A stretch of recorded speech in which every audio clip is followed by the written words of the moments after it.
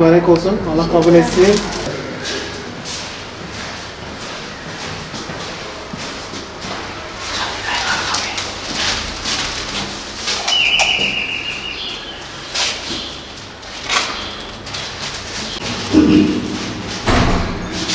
Selamünaleyküm, hayırlı bayramlar. Umut Kervanı'ndan kurban eti getirdik. Biliyorsunuz biz Umut Kervanı olarak her yıl kurban üzerinde bir çalışmamız var. Kurbanlarla ilgili bu çalışmanın neticesinde daha önceden tespit ettiğimiz ailelere et ulaştırma, evlerine et götürme, onlara et verme gibi bir takım çalışmalarımız var. Dolayısıyla bu sene de yine Umut Kervanı olarak derneğimize gelen et bağışlarını özellikle kabul edip daha önceden tespit ettiğimiz ailelere ulaştırdık.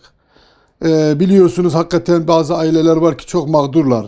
Belki bir yıl boyunca evlerine et girmemiş. Durumları müsait değil. İhtiyaç sahibi aileler hakikaten zor şartlar altında hayatlarını devam ettiriyorlar.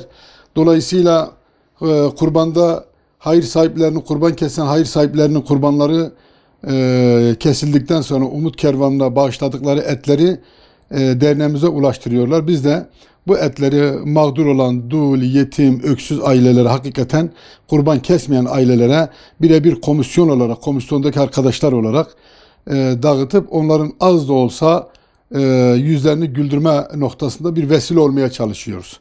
Aslında hayrın sahibi hayır sahipleridir. Yapan ve veren ellerdir.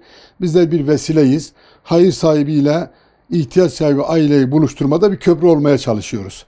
Dolayısıyla Umut Kervanı her yıl bu çalışmayı yapıyor. Her yıl bu gerek Ramazan'da olsun, gerek Kurban Bayramı'nda olsun.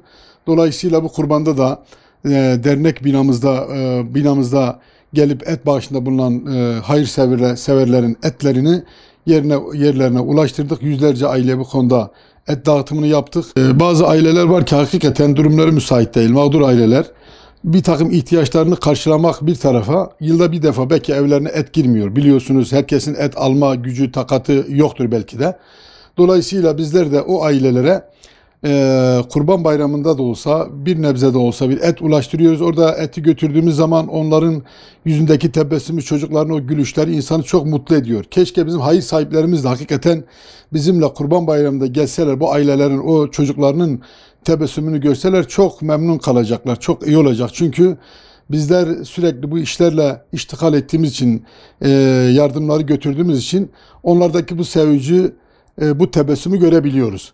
Dolayısıyla çocuk elinde poşeti gördüğü zaman gerek et olsun, gerek gıda olsun, annesine hemen koşuyor. Anne, işte Umut Kervan'dan amcalar geldiler, bakın bize yardım getirdiler diye bir gülünç, bir sevinç içerisinde komisyondaki arkadaşlarımızın kucağına doğru koşuyor.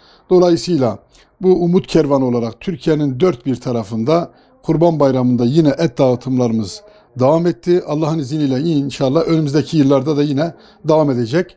Umut Kervanı olarak bu tür çalışmaları gündemimize almışız. Çünkü biz sürekli bu işin içerisinde olduğumuz için çok farklı insanlarla karşılaşıyoruz. İhtiyaç sahibi olan ailelerle. Bu açıdan Allah hayır sahiplerinden razı olsun. Onların hayırlarını Allah kabul eylesin.